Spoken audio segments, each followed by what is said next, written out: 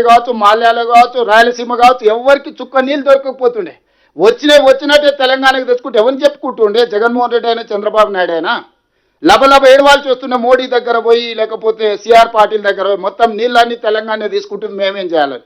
తెలంగాణ లోపలికి వచ్చి చంద్రబాబు నాయుడు లేకపోతే జగన్మోహన్ రెడ్డి ఆపగలుగుతుండే? జూరాలలో ఉండుంటే ఈరోజు జూరాల నుంచి శ్రీశైలం పంపించడంతోటి నీకేమో 0.25 టీఎంసీ నీళ్లు తీసుకోవడానికి ఉంటే వాళ్ళకి 13 టీఎంసీలు తీసుకోవడానికి ఉంది.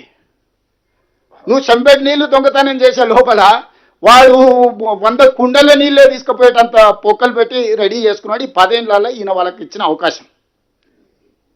అందుకే ఈరోజు లెవెల్ ప్లేయింగ్ ఫీల్డ్ ఈక్వల్గా లేదు, ఇర్రేషనల్ అయిపోయింది.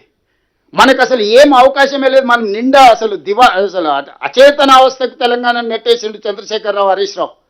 వాళ్ళు బలవంతులు అయిపోయారు. పర్ డే 4.5 టీఎంసీలు తీసుకెళ్లే కెపాసిటీని 13.5 టీఎంసీలకు ఎన్హాన్ చేసుకున్నారు చంద్రశేఖరరావు ముఖ్యమంత్రి ఉన్నప్పుడు 10 ఏళ్లలో. ఈరోజు నువ్వు ఏం చేసినా శ్రీశైలం బ్యాక్ వాటర్స్ నుంచి నీళ్లు తీసుకోవాలంటే మన శక్తి సరిపోదు. నువ్వు అన్నీ అనుకున్నట్టు కంప్లీట్ చేస్తే కూడా 2 టీఎంసీలు తీసుకోలేవు.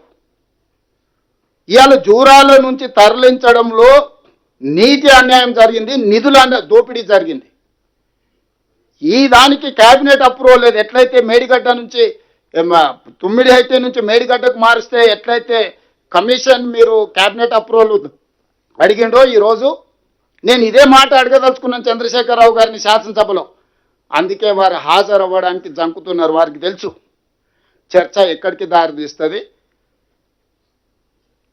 స్టెప్ బై స్టెప్ ప్రతి లెటర్ ఎట్లా తీసుకొచ్చి మనం ముందర పెడతాము, ఏ రకంగా చర్చ చేస్తాం అనేది వారిద్దరికీ తెలుసు. అందుకే తొండి వాదన మొండి వాదన బలంగా వినిపిస్తారు. ఎప్పుడైతే నేను ఇంటర్నల్ మీటింగ్లో ఇవన్నీ మాట్లాడే ఆఫీసర్లకు నేను ఒక డైరెక్షన్ ఇచ్చిన, దీని మీద ఎంక్వైరీ చేద్దామని. ఎప్పుడైతే నేను 4 రోజుల క్రితం ఇది అన్నానో, హరీష్ రావు గారు ఇది వదిలేసిండు. మళ్ళీ బంకచెర్ల నల్లమల సాగర్కి పోయి గోదావరి మీద మాట్లాడుతుంది. ఇప్పుడు ఇది మాట్లాడతలేడు. ఇప్పుడు ఇక 3 రోజుల నుంచి మీరు హరీష్ రావు గారి స్టేట్మెంట్ చూడండి. నేను 4 రోజుల క్రితం మా అధికారులందరినీ పిలిచి కూర్చోబెట్టి ఓకే ఫైన్ బాగుంది, చర్చ అంతా చేద్దాం, TO terms of reference ready అయ్యండి, ఎంక్వైరీకి ఆర్డర్ ఇద్దామని చెప్పి ఆఫీసర్లు అందరికీ చెప్పిన. మా పేసీ ఉన్నోళ్లకు, లా సెక్రటరీకి, ఇరిగేషన్ సెక్రటరీకి రైట్ ఎంక్వైరీకి ఆర్డర్ ప్లేస్ చేద్దాం. మనం తప్పు చేస్తే మన సంగతి తెలుస్తుంది, వాళ్ళు తప్పు చేస్తే వాళ్ళ సంగతి తెలుస్తుంది, ఎంక్వైరీ ఆర్డర్ ఇద్దామని ఎప్పుడైతే చెప్పినామో ఈ వాసన పసిగట్టండి. హరీష్ రావుకి ఇట్లాంటి వాసన చూసే అలవాటు బాగా పర్ఫెక్ట్గా ఉన్నది. ఇప్పుడు ఏమంటుండు, ఇంకా కృష్ణా నది మీద చర్చ వదిలేసిండు. లేదు లేదు లేదు, బంకచెర్ల నుంచి మీరు నల్లమల సాగర్ను మీరు అనుమతిస్తున్నారు, చంద్రబాబు నాయుడుకు తాకట్టు పెట్టిండు అని. నేను అనేది ఈ రూమ్లో ఉన్న వాళ్ళు ఎవరమైనా మనం ఈ ప్రాంతంలో పుట్టి, ఈ ప్రాంతంలో పెరిగి, ఈ ప్రాంతంలో రాజకీయాలు చేయాలనుకుంటున్నాం. ఎవరైనా ఏ విషయంలో అయినా ఏదైనా అభిప్రాయం ఉండొచ్చు. తెలంగాణ నీళ్లు ఇతరులకు ఇచ్చే దాంట్లో ఎవడైనా ఒక సెకండ్ అని ఆలోచన చేస్తాడా?